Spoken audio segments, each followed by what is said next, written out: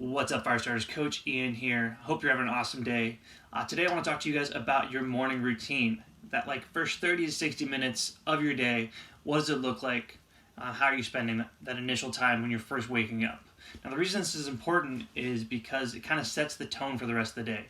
If you're waking up super stressed and frazzled and just with absolutely no time to do anything but get ready and get out the door, it's going to kind of make the rest of your day super frazzled and stressed out and just not feel good, not go very smoothly. In the inverse, if you wake up with intention and you have a plan and a routine and whatever you need to do that gets your head in the right space to match your day, you're going to be amazed how much smoother the rest of that day goes.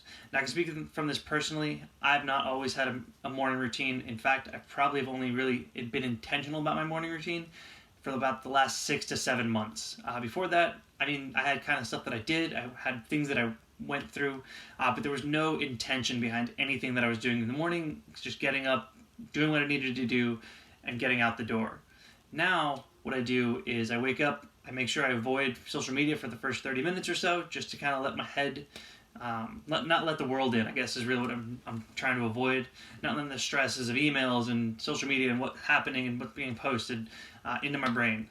Then I drink some water, use the restroom obviously. Recently I've been weighing myself for no other reason, just kind of I am definitely a statistic nerd, so I like to see kind of how things are going, how things are fluctuating, how my workouts are working, but that's kind of just something I've been playing around with recently. All the time though, I meditate. Usually it's somewhere between 3 to 10 minutes. Usually during the weekdays it's a little bit shorter. On the weekends when I have a little more time it's a little bit longer, but I kind of meditate. It gives me that kind of kind of focuses my brain, I guess is what I'm trying to say. Personally, I like music. I do occasionally listen to the guided ones. I use an app called My Insight Timer. Not necessarily, you don't have to use that one. You can use YouTube. You can find wherever you want. You can just sit in silence if that works for you. But I would highly recommend doing that meditation. After that, I'd write down 3 things that I'm grateful for. It could be big things, little things. Sometimes it's just I'm grateful for coffee, quiet in the morning, and that my muscles are sore.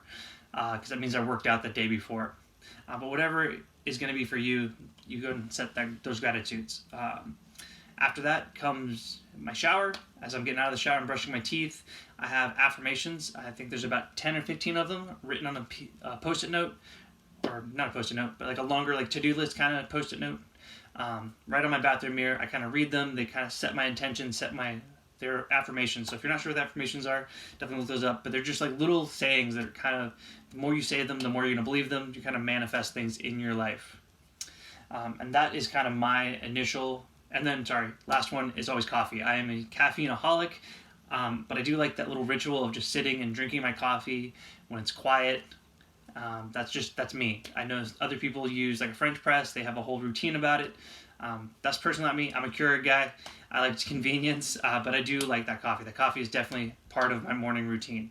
You don't want to see me without my coffee. So that's what my morning looks like.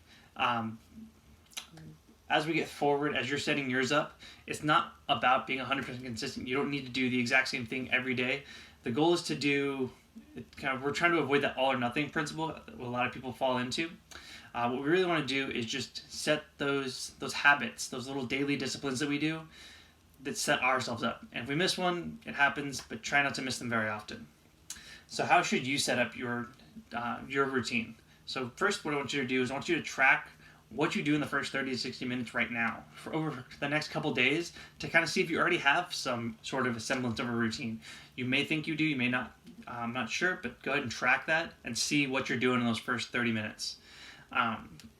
Next, you're going to pick 1, maybe 2 new habits if they're both kind of small, and start incorporating them for the next week or 2. See how they feel, see if they fit, see if they make your day any better, see if they if they're something you can stick with. You don't want to shoot too high, something extreme. If you don't work out at all, probably not going to be I'm going to take a 2-mile run every morning. Maybe dial it back for, hey, I'm going to take a quick walk around the block. I'm going to take the dog out for a walk, whatever. But find those 1 to 2 habits and stack them up. So do those 2, try them for a couple weeks, see how they fit, make adjustments if you need to, and then once you've solidified those ones, then maybe add another one, and slowly and surely you're going to kind of dial in what works best for you. The goal is to improve over time and have overall consistency not the all or nothing principle. Sorry, it's a little warm here. Not the overall, the all or nothing principle where if you miss one day of meditation or whatever it is that you're doing, it's going to throw off everything. It's a monkey in a wrench. Might as well quit. If you miss things, it happens. The goal is to, the majority of the time, stick with this routine.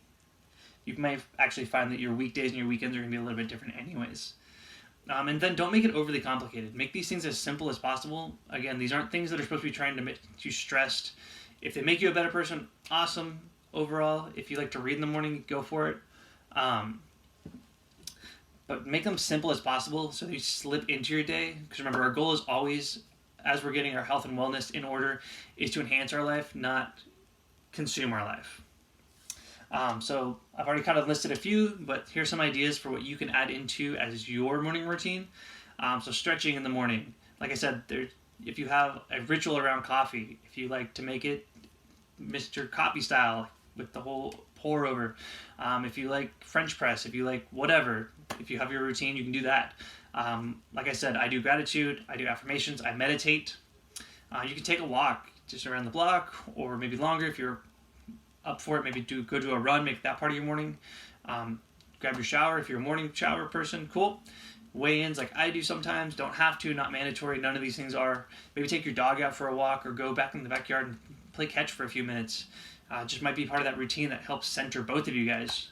And then maybe you spend it making breakfast for your family or for yourself or prepping your lunch. Maybe that's the thing that kind of makes your day. I don't know. Those are some ideas. Make sure you're finding this for you. Two things I would avoid, though, first thing in the morning is hitting that snooze button. This is twofold. First, it's not really good for your brain. You're mixing all of those hormones. So those hormones that are keeping you asleep and those hormones that are waking you up, you're kind of mixing that cocktail, and you find that you probably feel very foggy and a little groggy throughout the day.